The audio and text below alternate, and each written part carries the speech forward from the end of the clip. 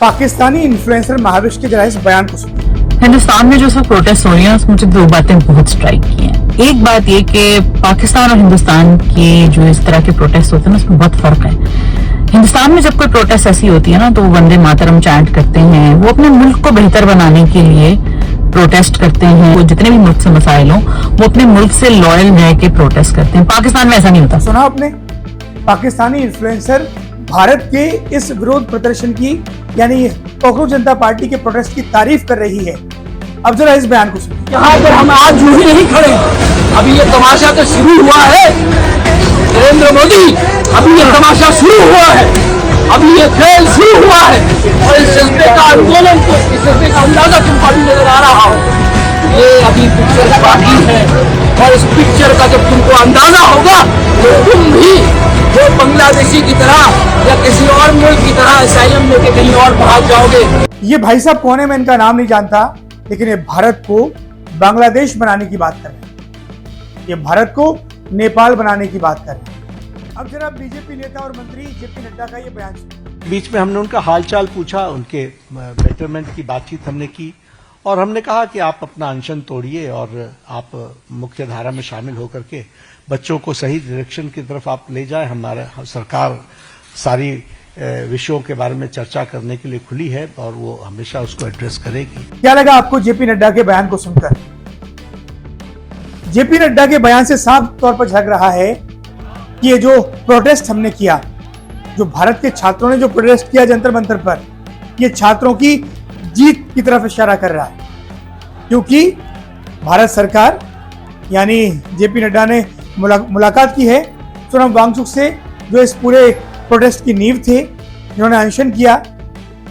उनके सामने भारत सरकार ये कहती हुई नजर आ रही है कि भाई हम छात्रों की बात सुनने के लिए तैयार हैं, मांगों पर विचार करने के लिए और मांगे मानने के लिए भी तैयार। अब जरा ये बयान सुनिए। हम सरकार को सिर्फ इतना बोलना चाहते हैं कि आपके काउंटडाउन शुरू हो चुका है। आपका काउंटडाउन शुरू हो चुका है, आपके लिए खतरे की घंटी बज चुकी है। कल जो हुआ वो ट्रेलर था।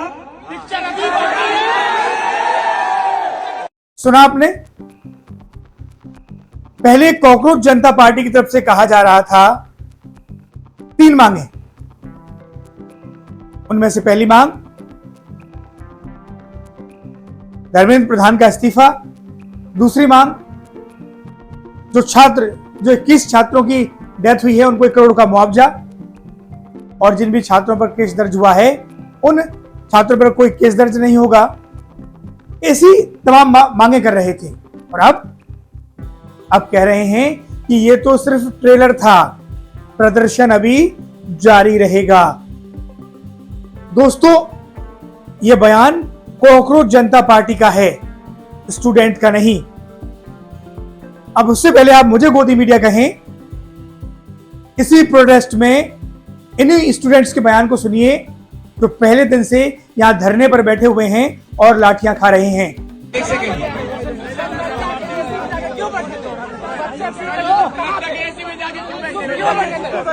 तुम और सरोजा क्यों जाके एसी में बैठे थे?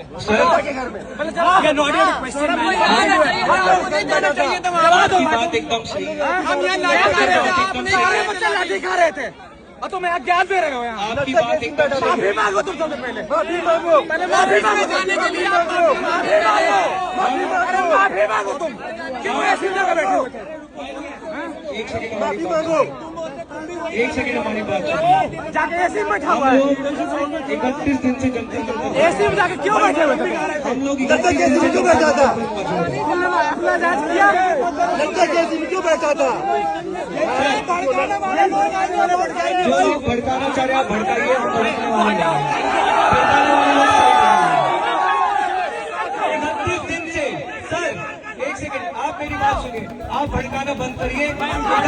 ये सवाल मेरा नहीं है, ये सवाल उन छात्रों का है जो पिछले कई दिनों से जंतर मंतर पर पुलिस की लाठियां खा रहे हैं, और ये सवाल है कॉकरोच जनता पार्टी के प्रवक्ता से।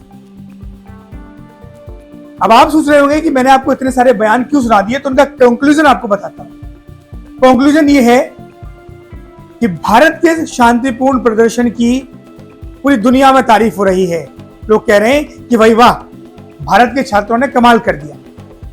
आज सिर्फ दिल्ली नहीं, देश के कई शहरों में बड़े प्रदर्शन हुए और ऐसे प्रदर्शन हुए कि सरकार को घुटने टेकने पर मजबूर कर दिया। लेकिन दूसरी तरफ कुछ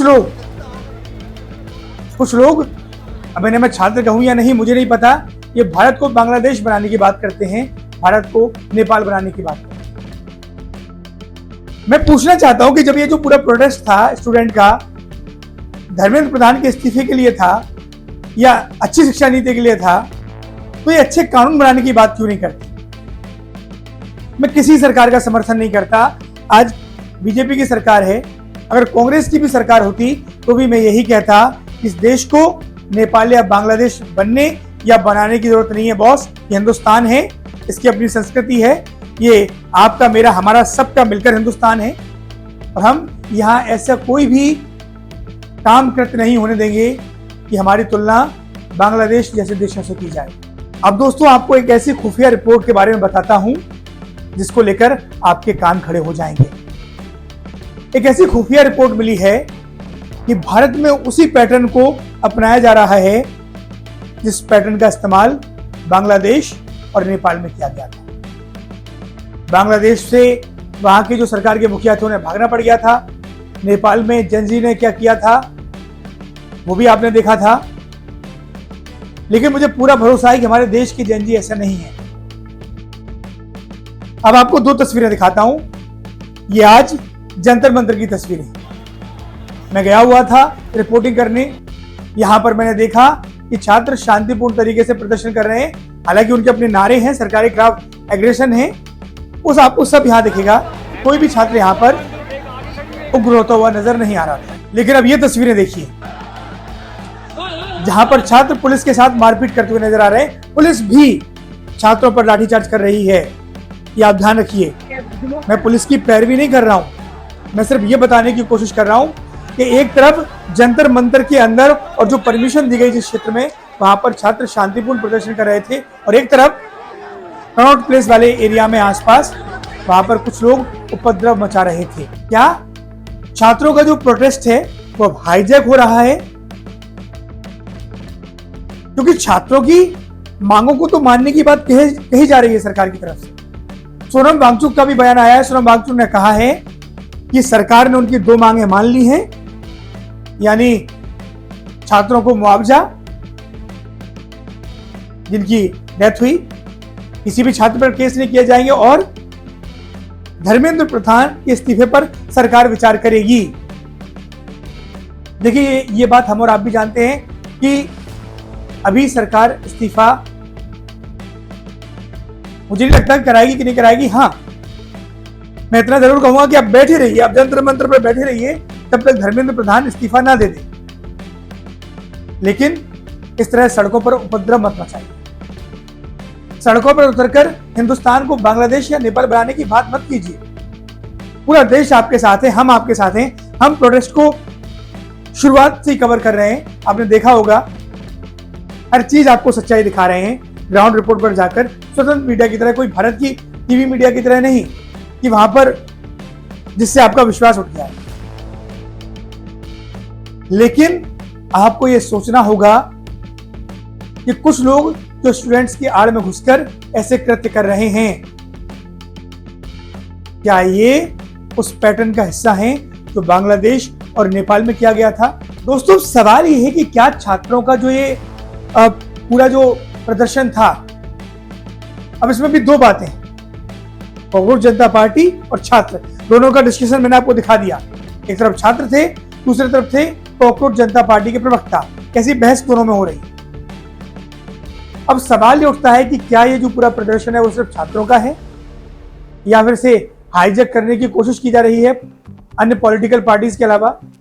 देखिए मैं उसका भी विरोध नहीं करता। हर किसी पार्टी के अपने एजेंडे होते हैं। अगर विपक्ष इस मुद्दे को भुनाना चाहता है तो भाई भुनाए। इस देश की राजनीति ऐसे होती रही है और होती रहेगी। लेकिन इस देश को नेपाल बांग्लादेश मत बनाइए।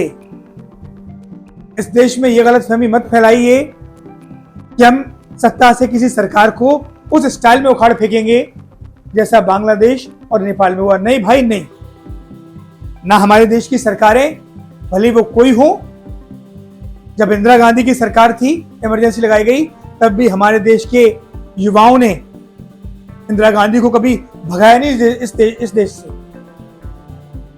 हर किसी के अपने विचार होते हैं, सरकार का अपना स्टाइल होता है। आप विरोध कीजिए लोकतंत्र के तरीके से, आप हराइए। आप कई सारे तर्क देंगे, वो आप ईवीएम के बारे में सवाल उठाएंगे, मैं आपकी सारी बातें मानने के लिए तैयार।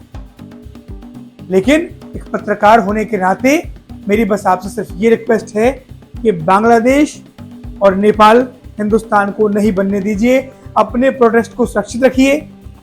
कमेंट करके बताइए अगर पूरे एनालिसिस में मुझसे भी कोई गलती हुई हो या आप एड ऑन करना चाहते हो, कमेंट बॉक्स में आपका वेलकम है। लेकिन दोस्तों, मैं फिर ग्राउंड रिपोर्ट पर जाऊंगा, फिर जानकारी उठाऊंगा और अंत में आपसे ये कहूंगा कि boss, no Bangladesh, no Nepal.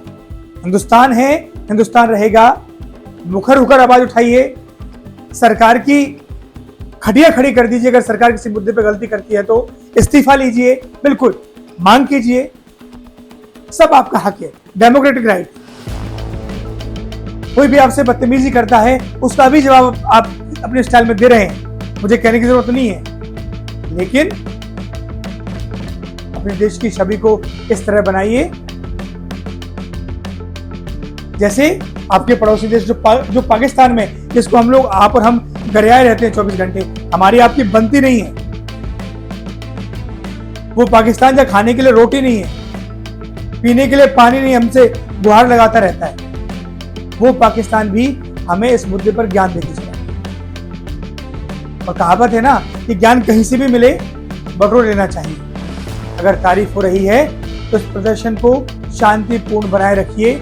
हमारा आपको, यानी भारत की स्वतंत्र मीडिया का आपको पूरा समर्थन है। जय हिंद,